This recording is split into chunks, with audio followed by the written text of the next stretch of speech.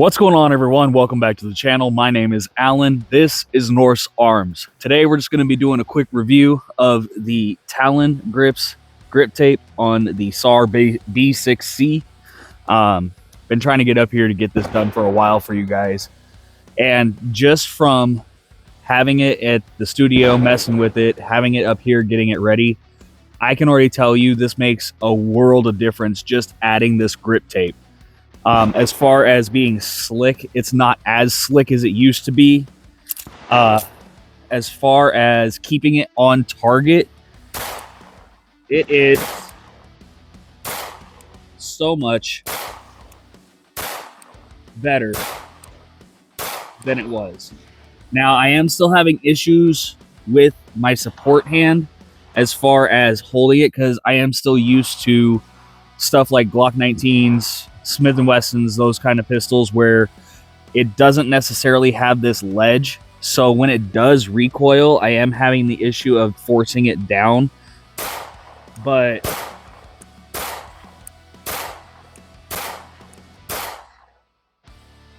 when it comes to it, guys, this helps tremendously. Now, I know in my first review video of this pistol, I never actually showed you guys the target, which was my mistake.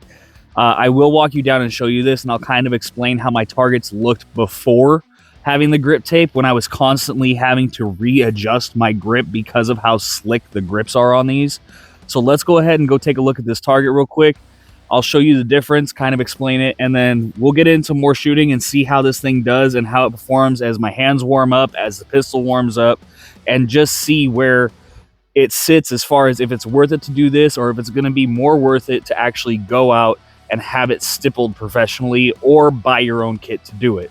All right, you guys, so when it comes to these targets, this specific target, it is a lot better. As you can see, I got mostly A zones, and this is just me being lackadaisical. I'm not even actually trying to massively get a good grouping on this. I just want to see if that does have a better grip than it did before.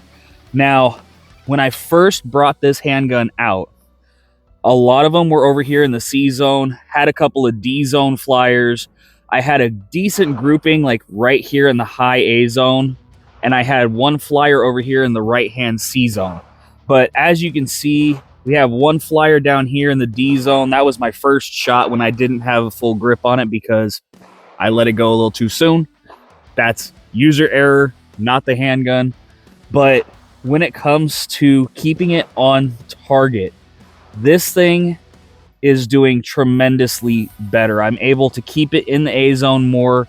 I'm able to keep a better grip, not adjust as much, and there's not as much slip. So we're going to shoot this a little bit more as my hands warm up, get sweaty, as the day warms up. Hopefully it does. I got here, it was sunny, and now we got the fog rolling in. But as the thing warms up, we're going to see how well it actually performs with the new grip tape. So I'm going to go load up another mag. We'll get to running some rounds and see how it's doing. All right, so we got mag number 2 here. This magazine is supposedly a 10 round. I can only fit 7 in this little SOB for some reason. Could be spring. Could be the wrong base plate to the spring. I don't know. I'm going to bust it open. We're going to take a look at it later on. I'll do my own little gunsmithing thing there. Just for reference, this target is sitting about 5 to 10 yards out, anywhere in the middle in there. I want to say it's about 30 feet. And if I can see the target, whew, this fog's rolling in bad. All right. Yeah, we're good. So now, just holding it like this, I feel a world of difference. Keeping it under control as far as recoil is a little bit better. Not massively, but I mean, that's mostly just me and my weak wrists. But still having issues with my support thumb. Let's get a better grip with the support here. There we go. Here we go. Okay. Yeah, guys, that, whew. This thing After getting a decent little break-in on this thing as far as getting some round count up and lubing it up really good, I finally grabbed some of the Lucas stuff.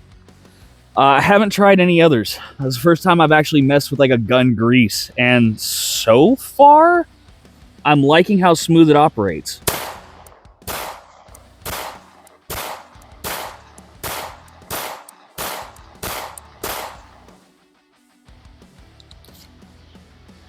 Yeah, it's starting to warm up.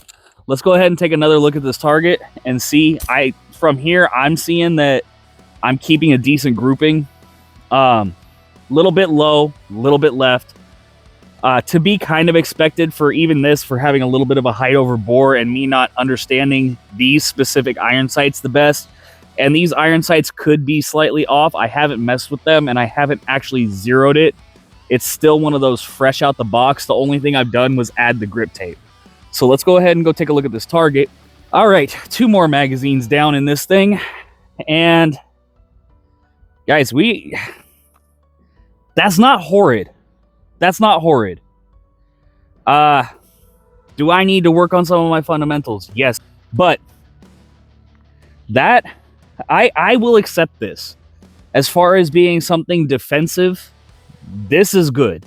Now, I haven't had any real issues with jamming with it. I haven't had any failure to feed, failure to extract, any of that kind of stuff. I haven't actually had that with this handgun. Now, is it a top tier pistol? No, it's not. Is it massive, low recoil and super fast, speedy guy kind of thing? No, it's not. It's a budget handgun that's good for defense. That's what it is. It's to get you a defensive handgun that you can conceal carry, have as a nightstand gun, something like that.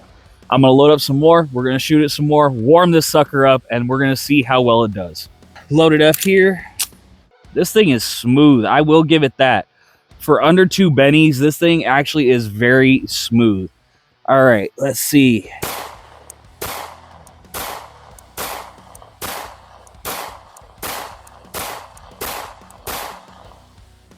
Woo!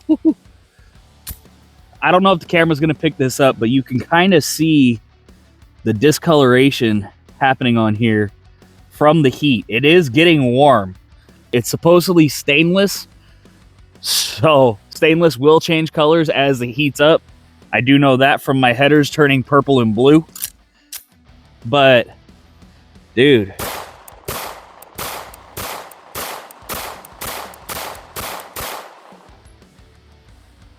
I actually really enjoy running this. I actually really enjoy running this.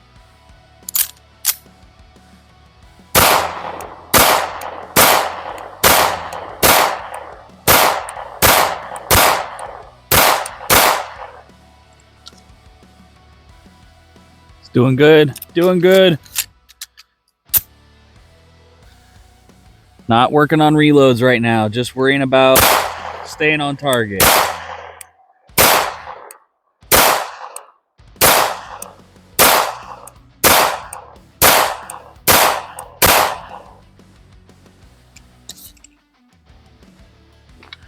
I'm loving it, guys. I am loving it. I am. Gonna load up some more, keep running it. We're gonna burn it through. All right.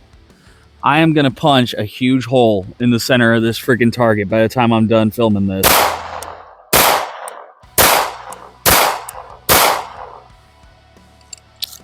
That one was a 5-round. Just finishing off boxes. It's starting to warm up. I can feel the polymer getting warm. My hands are getting sweaty.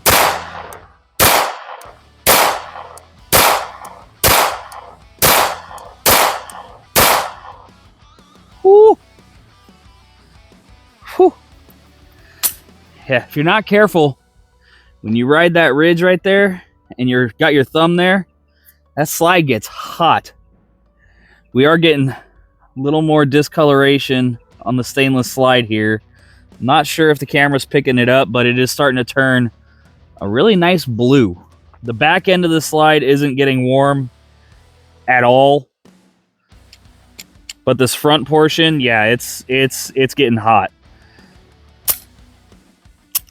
That grease is doing really well, though, and it's not spraying back in my face too much. I am getting it on my hands. That is one downside to freshly lubing up a pistol. Overall, it's made a world of difference. If you have a handgun that you're like, I hate the grip, I want to stipple it, but I don't want to pay to do it, I don't want to buy the stuff for it, I just want to have a better grip on it, I'm going to sell this thing. See if the grip tape will help you with whatever platform you have, especially if it's one of these. This has made this to where I am willing to have this as a daily carry. It's holding good. Like, I'm going to show you this target now. This target is getting cooked. Like I said before, compared to what it was, I was having flyers all over the place. Now we're holding decent. This section right here was the last 4 mags that I ran. This section here was the first 5, and I that's acceptable to me. Honestly, that's acceptable to me. That means that even under pressure and stressed out, I'm still going to be roughly C-zone for a grouping at this distance. All right, guys, that's it for today's episode. Go ahead and like and subscribe. Share this out there. Leave a comment down in the comment section about what you think about using grip tapes like Handle It grips or Talon grips. If you think it's worth it, if you think it's just trash, if it's needing it and it's a handgun, why do you need it? It shouldn't need it. Let me know what you guys think down there. Go ahead and head on over to all the other socials. I will put those links down in the description box. Guys, stay safe, stay savage, and I'll catch you guys on the next one.